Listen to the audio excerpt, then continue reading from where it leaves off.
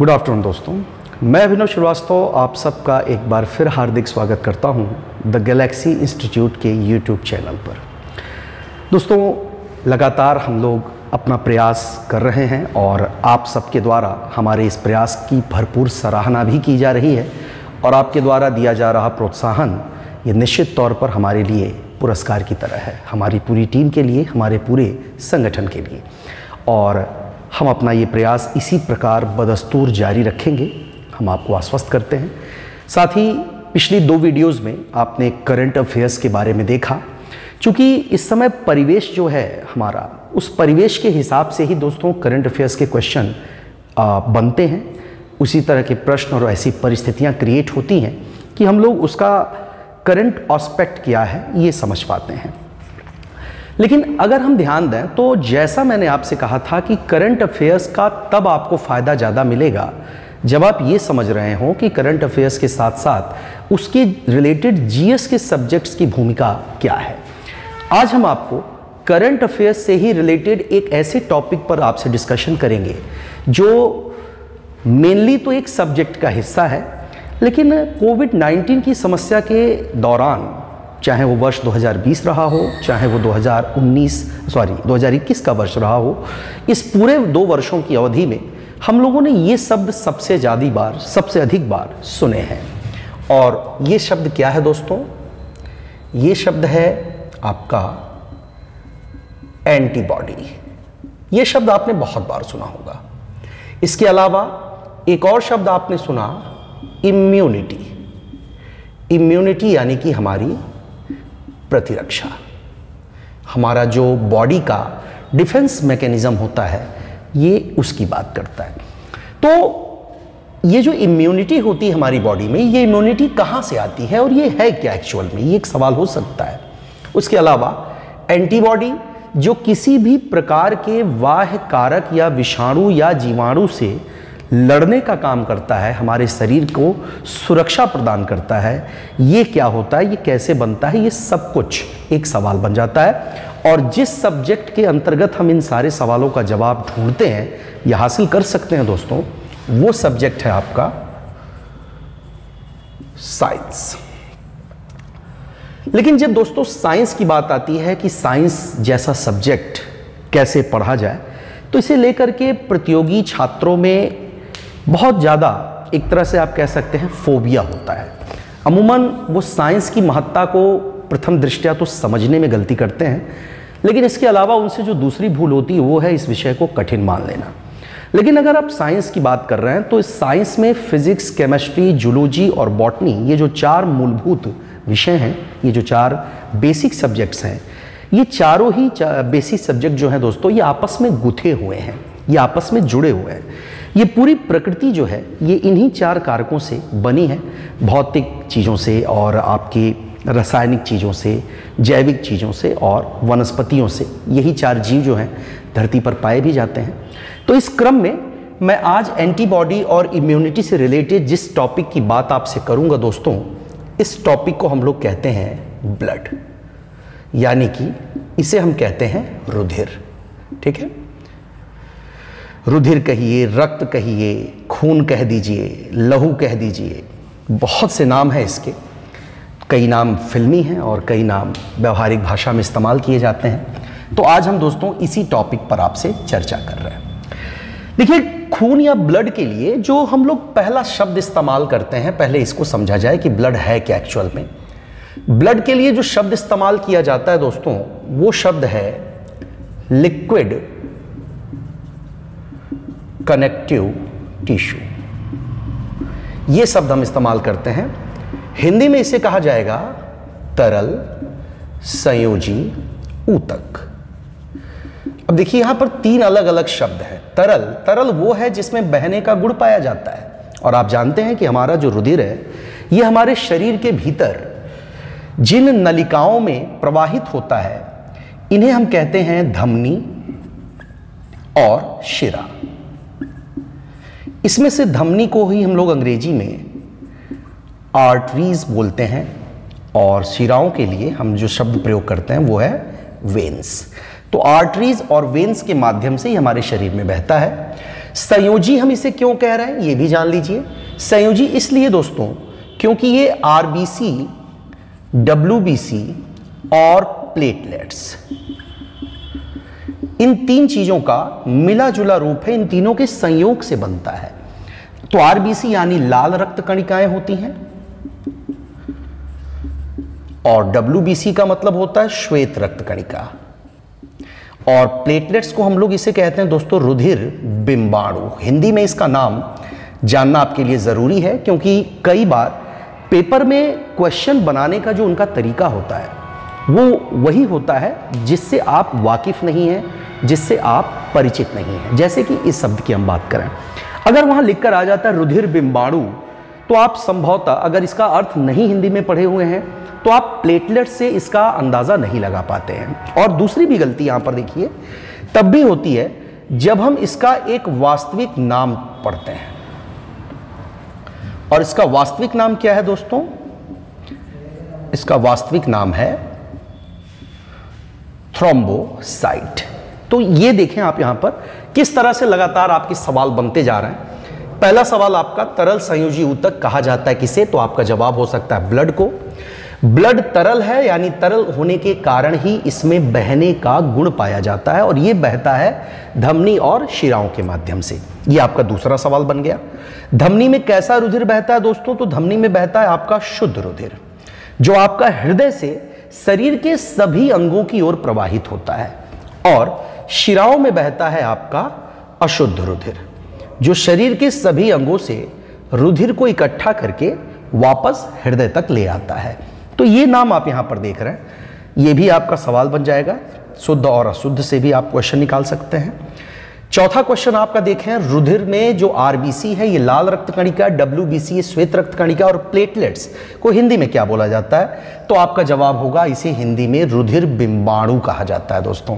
रुधिर बिंबाणु का ही एक अन्य नाम अगर पूछा गया, इसका वैज्ञानिक नाम, तो ये नाम होगा दोस्तों थ्रोम्बोसाइट। ठीक है, तो ये हमने आपको केवल एक परिचय दिया, एक तरीका बस बताया कि आप इस चैप्टर में कैसे सवाल निकाल सकते हैं, कैसे आप अपनी जानकारी की, अपनी आवश्यकता की चीजें इसमें प्राप्त कर सकते हैं। चलिए अब इस चैप्टर को थोड़ा और विस्तार देते हैं। चैप्टर दोस्तों बहुत इंटरेस्टिंग है, और इंटरेस्टिंग होने के अलावा आपका इंटरेस्ट इस बात से भी संबंधित होगा कि आप इस चैप्टर से कितना अपने आप को रिलेट कर पाते हैं। और हमें लगता है कि पूरी दुनिया में हमारे जो रिश्ते हैं उसमें कहीं ना कहीं रिश्ते खून के हैं, और खून के हैं तो ऐसे में साइंस के पॉइंट ऑफ व्यू से ये बहुत इंपॉर्टेंट हो जाता है अपने आप से। तो तरल संयोजी ऊतक हम कहते हैं दोस्तों ब्लड को। ब्लड का जो निर्माण होता है दोस्तों, इसका निर्माण होता है हमारी अस्थि मज्जा में। ठीक है, अस्थि मज्जा क्या होती है? अस्थि मज्जा का मतलब होता है दोस्तों, अंग्रेजी में बोलते हैं हम लोग इसे बोन मैरो। ध्यान दीजिएगा, बोन मैरो ये हड्डियों के भीतर मौजूद गाढ़ा धूसर पदार्थ होता है, और इसी में रक्त कणिकाओं का निर्माण होता है, खासकर जब बच्चा बड़ा हो जाता है तब। लेकिन अगर यही सवाल पूछा जाए कि जब बच्चा मां के गर्भ में होता है तो गर्भावस्था में इसका निर्माण कहां होता है? अगर गर्भावस्था में पूछता है तो इसमें से सबकी बात नहीं करेंगे, लेकिन रक्त कणिकाओं में आरबीसी का जो निर्माण गर्भावस्था में आपसे पूछेगा, लाल रक्त कणिका का, यह होता है दोस्तों लीवर में। लीवर यानी कि आपका यकृत। ठीक है, कलेजा, कलेजी, बहुत कुछ और भी बोलते हैं इसे। तो यहां पर जो है आपका गर्भावस्था में इसका निर्माण होता है। इसके निर्माण की क्रिया को हम क्या बोलते हैं, यह आपके लिए एक सवाल हो सकता है। तो दोस्तों इसे कहा जाता है हीमोपोएसिस। इसका अंग्रेजी में भी नाम लिखें, स्पेलिंग्स में मिस्टेक बिल्कुल मत होने दें, क्योंकि बहुत मायने रखता है। इन चीज़ों पर नंबर आपको मिलते तो नहीं हैं, लेकिन हाँ, अगर आपने गलती की है, इस तरह की त्रुटियां आपके लेखन में दिखाई देती हैं, तो इससे नंबर जो है दोस्तों कट जरूर जाता है। ये यहाँ पर नुकसान आपको हो सकता है।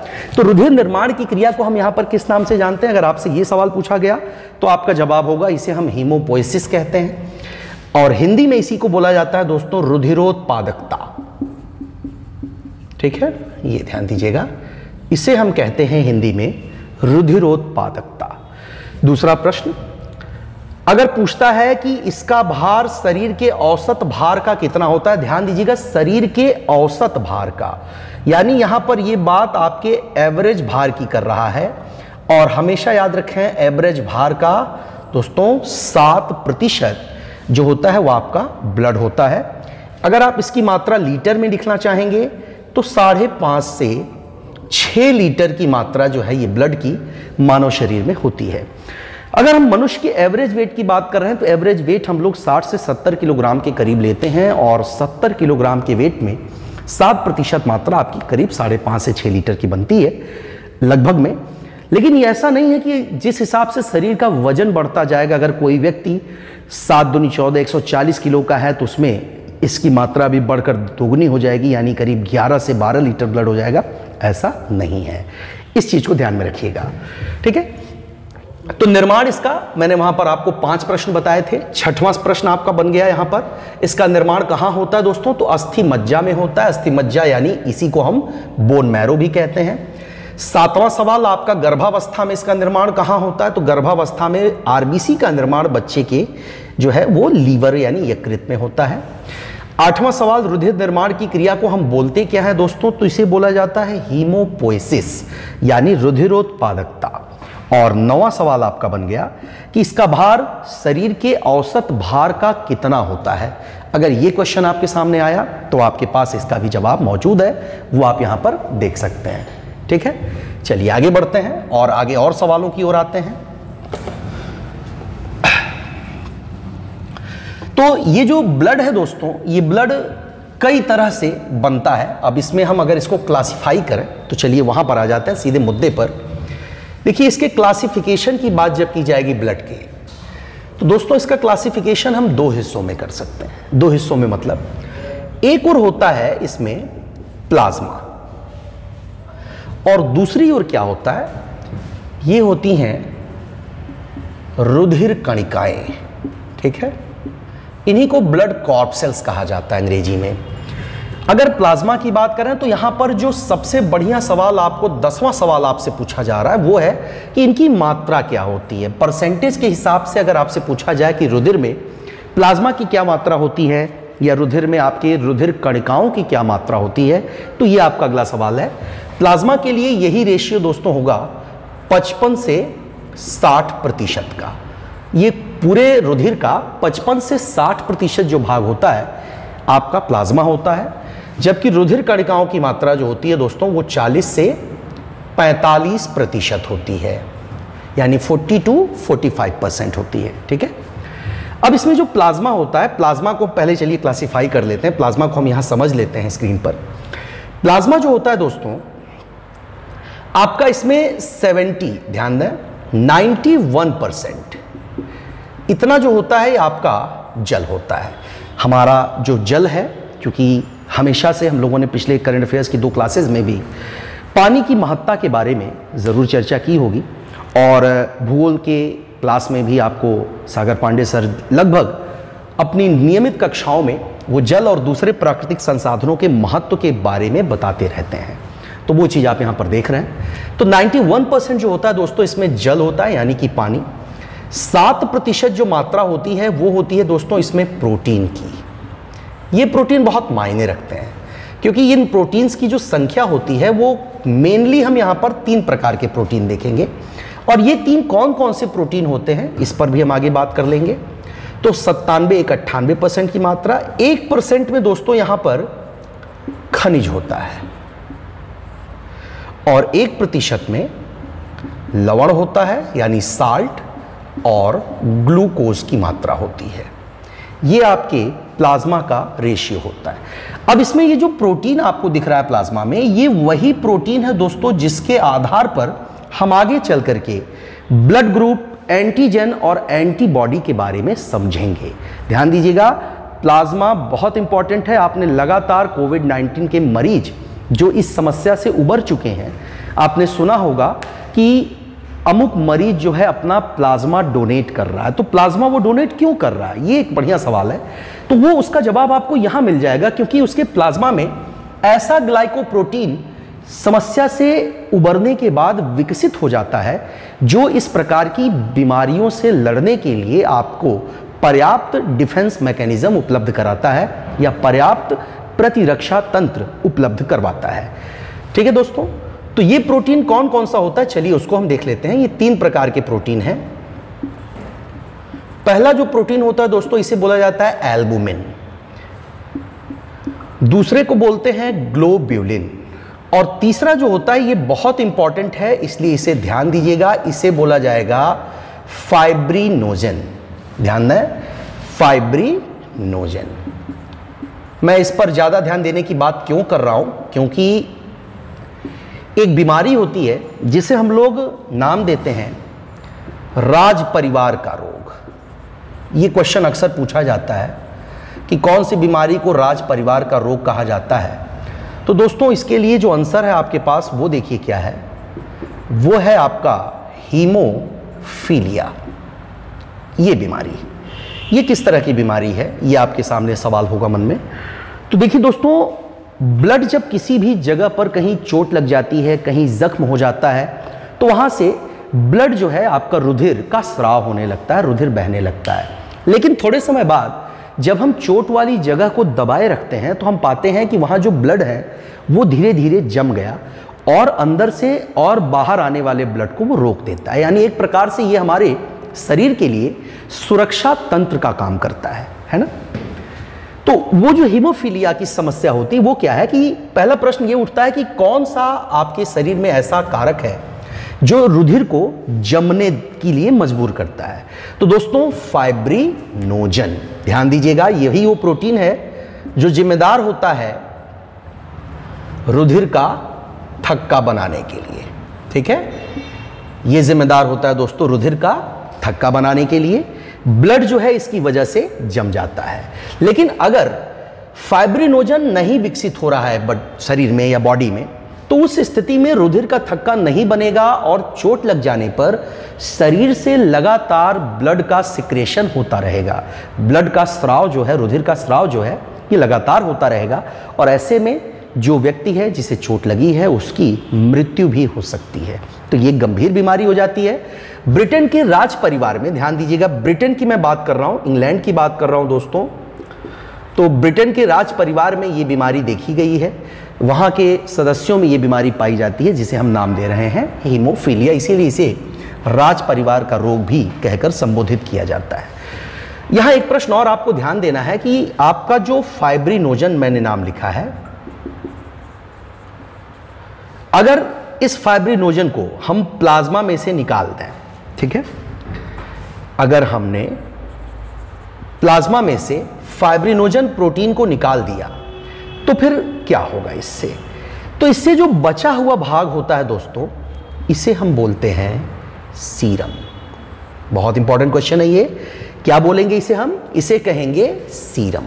ठीक है, चलिए आगे एक बार फिर देख लेते हैं। तो प्लाज्मा की मात्रा और रुधिर कणिका की मात्रा, ये आपका 10वां और 11वां सवाल बन जाता है। अगर आपसे जल की मात्रा पूछता है, 12वां सवाल। प्रोटीन 7% 13वां क्वेश्चन। कौन कौन से प्रोटीन मुख्य रूप से, तो ये तीनों प्रोटीनों का नाम आपसे पूछ सकता है, ये आपका 14वां प्रश्न है। कौन सा रुधिर का थक्का बनाने के लिए जिम्मेदार है, ये आपका 15वां सवाल बन गया। ठीक है, और अगर हमने प्लाज्मा में से फाइब्रिनोजन को निकाल दिया तो बचा हुआ भाग क्या कहलाएगा, ये आपका बन गया 16वां क्वेश्चन। ठीक है, तो ये बहुत इंपॉर्टेंट छोटा सा टॉपिक है, ये प्लाज्मा की मैं बात कर रहा हूं। ध्यान दें, यहां पर हमें ये सोचने समझने की आवश्यकता है कि कोई भी चीज जब हम पढ़ते हैं तो हम लोग उसे पढ़ने का जो भी तरीका अपनाते हैं या हम लोग कंटेंट का जो चुनाव करते हैं, वो कंटेंट क्यों चुना जाता है और हमारे लिए वो हमारे परिवेश में घट रही घटनाओं के लिहाज से क्यों इंपॉर्टेंट होता है, ये चीज भी हम यहां पर समझ पाते हैं। ठीक है, तो अभी हमने केवल आपको ब्लड का सिर्फ परिचय स्टार्टिंग में दिया है और हमें यहां पर 16 के करीब प्रश्न मिल चुके हैं। ध्यान दीजिएगा, प्रश्नों की संख्या को काउंट करते रहिए और कोशिश ये रहे आपके दोस्तों कि कम से कम समय में हमारी और आपकी इस चर्चा का जो परिणाम निकलना है, जो हमारी आपकी प्रोडक्टिविटी है, वो प्रोडक्टिविटी बेहतर होनी चाहिए।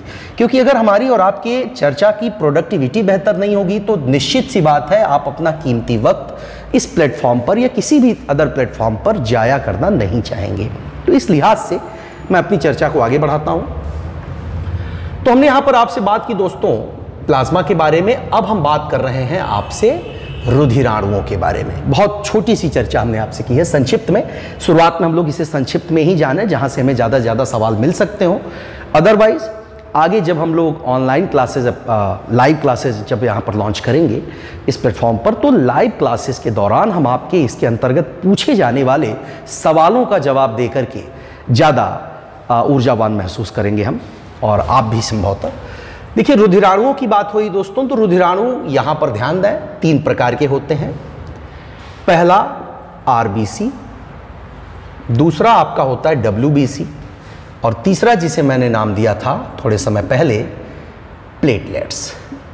ठीक है, इसमें से इन तीनों के लिए नाम भले ही हम इन्हें लाल रक्त कणिका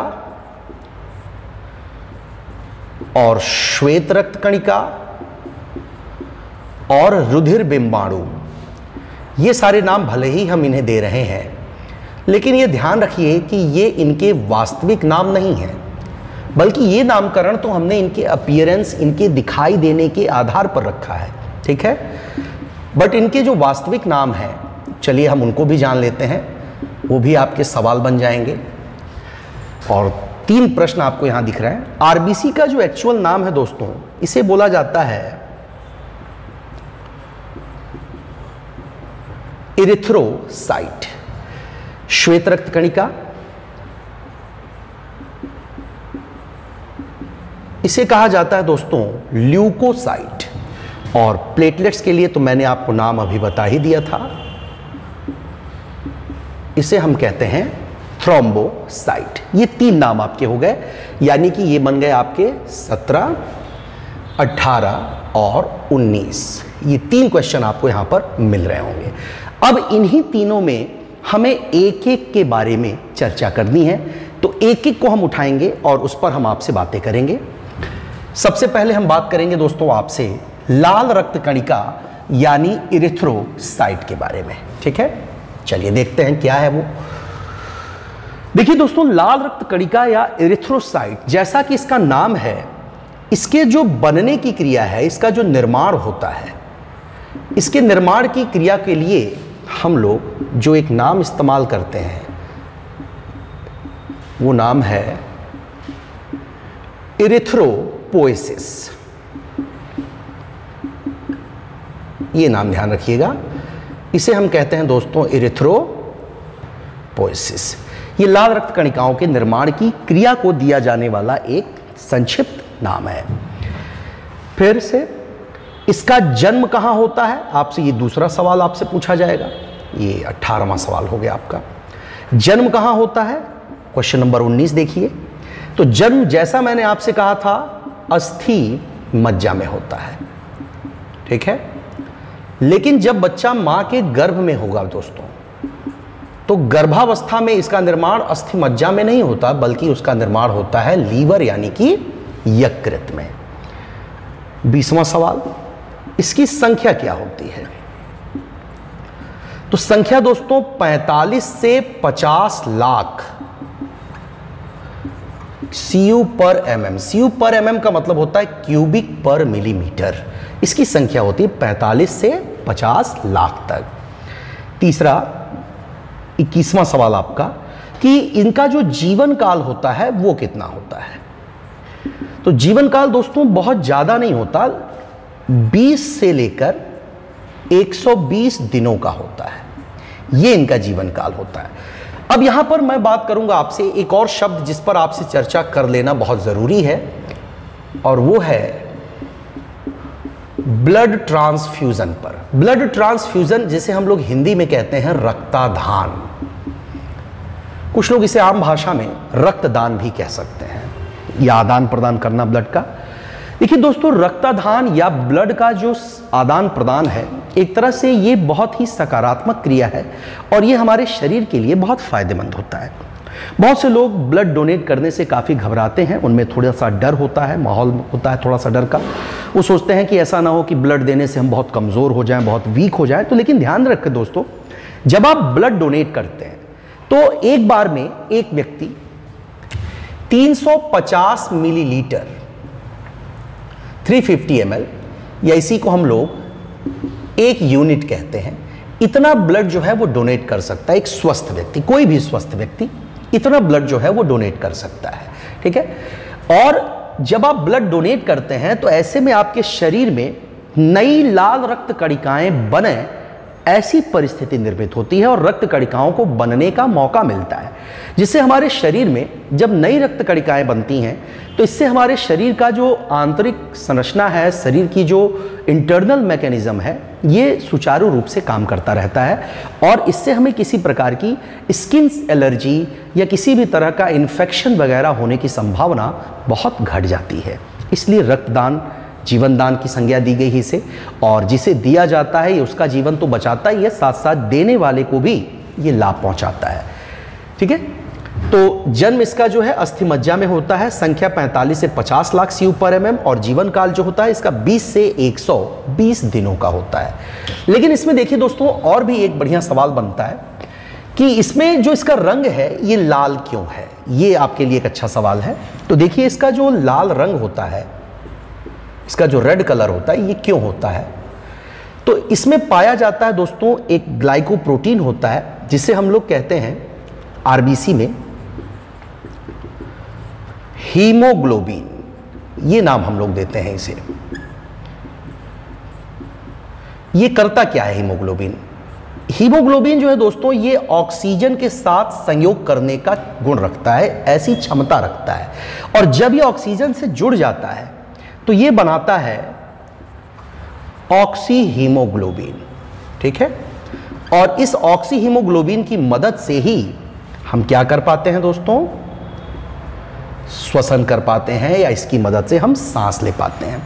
जैसे आप लगातार सुन रहे हैं कि कोविड-19 का जो 617 स्ट्रेन है, ये जो नया अपडेटेड स्ट्रेन इसने अपना बनाया है, इस स्ट्रेन की खासियत यह है कि ये सीधे हमारे फेफड़ों पर हमला कर रहा है, सीधे हमारे लंग्स को 24 घंटे के भीतर ही 90% तक डिफेक्टेड कर दे रहा है, उस पर 90% तक नुकसान पहुंचा रहा है। तो ये करता क्या है और कर क्या रहा है इसमें, ये आप समझ लें कि दोस्तों, जब आप कोविड-19 से पीड़ित होते हैं, जब आपके फेफड़े में इसका इन्फेक्शन हो जाता है कोरोना वायरस का, तो ये ऑक्सीजन युक्त लाल रक्त कणिकाओं को आपके फेफड़ों तक पहुंचने नहीं देता, जिससे फेफड़े जो है उसे आपके शरीर के सभी अंगों तक डिस्ट्रीब्यूट नहीं कर पाते हैं और सांस लेने में दिक्कत होने लगती है। सभी सेल्स, सभी ऊतक ऑक्सीजन की कमी से मरने लगते हैं। और आखिरकार आपने देखा कि आज भी करीब 3,80,000 के लगभग केसेस हैं आपके भारत में, जो पूरी दुनिया में एक रिकॉर्ड है, और 3700 से भी ज़्यादा लोग अपनी जान गंवा चुके हैं। हालांकि ये कहना अभी बहुत मुश्किल है कि इसका ढलान कब आएगा, ये ग्राफ नीचे कब आएगा, चाहे वो मृतकों का ग्राफ हो या फिर संक्रमित होने वाले लोगों का, ये दोनों ही एक बड़ी चुनौती है, ठीक है दोस्तों। तो इसमें पाया जाता है हीमोग्लोबिन, जो ऑक्सीजन से जुड़ करके ऑक्सी हीमोग्लोबिन बनाता है और उसकी मदद से हम श्वसन करते हैं, ठीक है। लेकिन इसमें जो हीमोग्लोबिन है ये दो अलग अलग चीज़ों से मिलकर बना है, और वो दो अलग चीज़ें क्या हैं, चलिए उसको देख लेते हैं। ये दो चीज़ें हैं दोस्तों। पहली चीज़ हीम, या इसे कुछ लोग हीमैटिन भी कहते हैं, और दूसरा है आपका ग्लोबिन। तो दोस्तों, ये ग्लोबिन जो है ये एक प्रोटीन है, ठीक है। लेकिन इसमें जो हीमैटिन आप देख रहे हैं, ये जो हीम है, ये एक आयरन कंपाउंड है, यानी ये एक लौह यौगिक है, और यही है जो आपका ऑक्सीजन के साथ संयोग करता है, और इसी के कारण आपके रुधिर का जो रंग है वो कैसा हो जाता है? लाल हो जाता है। ये एक प्रकार का आयरन ऑक्साइड कंपाउंड बना लेता है। और आप जानते हैं मंगल ग्रह के बारे में आपने पढ़ा सुना है कि मंगल ग्रह की मिट्टी का रंग जो है वो लाल है। तो आप कहते हैं क्यों है? तो लाल इसलिए है दोस्तों क्योंकि वहाँ की मिट्टी में आयरन ऑक्साइड की अधिकता पाई जाती है, ठीक है। और यहां पर यह भी ध्यान रखें कि ये जो आरबीसी है, इससे रिलेटेड एक और बहुत ही अच्छा सवाल पूछा जाता है, और वो है दोस्तों एनीमिया का। एनीमिया यानी इसे हम कहते हैं रक्ताल्पता, खून की कमी। कभी कभी पूछता है कि रक्ताल्पता कितने प्रकार की होती है, तो लोग ये समझते हैं कि रक्ताल्पता बेसिकली एक प्रकार की ही है, खून की कमी हो जाना, बट ये होता है दोस्तों 4 प्रकार का। मैं अब आपका ज़्यादा समय नहीं लूँगा, बाकी बातें हम लोग अपनी अगले वीडियो में करेंगे इसी टॉपिक से रिलेटेड। ये 4 प्रकार कौन कौन से हैं वो देख लीजिए। ये पहला प्रकार जो है दोस्तों, इसे हम लोग कहते हैं हंसियाकार रक्ताल्पता, सिकल सेल एनीमिया। ये पहला प्रकार है। दूसरे वाले को बोला जाता है एनीमिया के प्रकार को दोस्तों प्रणाशी रक्ताल्पता, अंग्रेजी में इसे कहते हैं पर्नीशियस एनीमिया। तीसरा प्रकार होता है दोस्तों इसका थैलेसीमिया, ये तीसरा प्रकार है रक्ताल्पता का। और इसका एक चौथा प्रकार भी होता है, इसे कहते हैं सेप्टिसीमिया, या इसी को हम लोग रुधिर विषाक्तता का भी नाम देते हैं। तो ये हमने छोटी सी जानकारी आपसे सिर्फ आरबीसी यानी कि लाल रक्त कणिका और रुधिर की संरचना के संबंध में दी है। आशा करता हूं कि ये वीडियो आपको समझ में भी आया होगा, रोमांचक भी होगा आपके लिए, रोचक होगा और साथ साथ ज्ञानवर्धक भी। लेकिन ऐसे में ये अभी टॉपिक समाप्त नहीं हुआ है दोस्तों, ये आप देख रहे हैं, क्योंकि अभी हम लोगों ने केवल आरबीसी पर बात की है।